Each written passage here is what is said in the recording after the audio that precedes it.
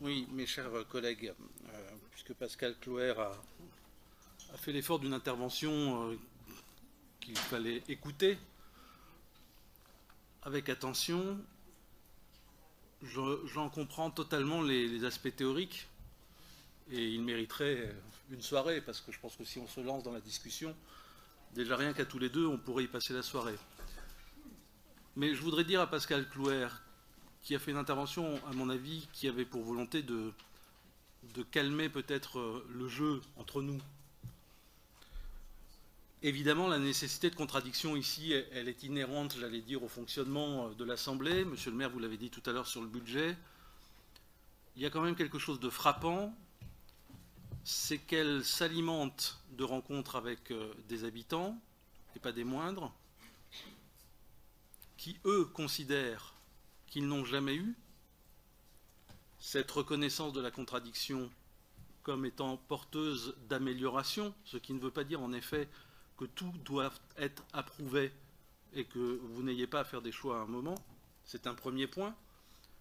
Le deuxième point, c'est qu'il critique extrêmement fortement les conditions d'information telles qu'ils les ont ressenties et constatées tout au long du déroulement du projet jusqu'à cet après-midi, puisqu'il leur a été proposé de leur présenter le plan guide qui sert de base à la délibération de ce soir à 16h30 cet après-midi, c'est-à-dire 1h30 avant notre conseil municipal.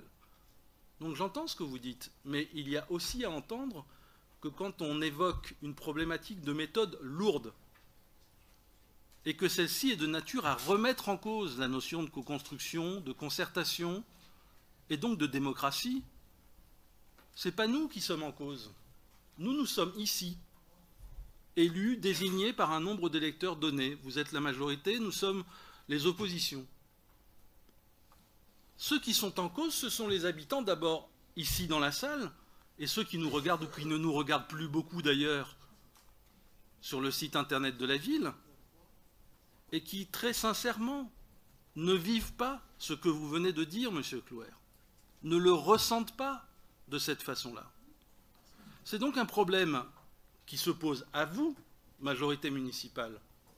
En fait, il se pose à nous tous.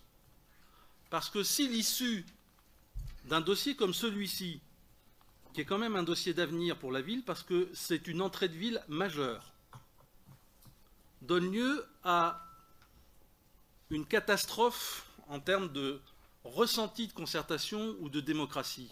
Et c'est encore pas nous qui devons être pris, j'allais dire, comme étalons.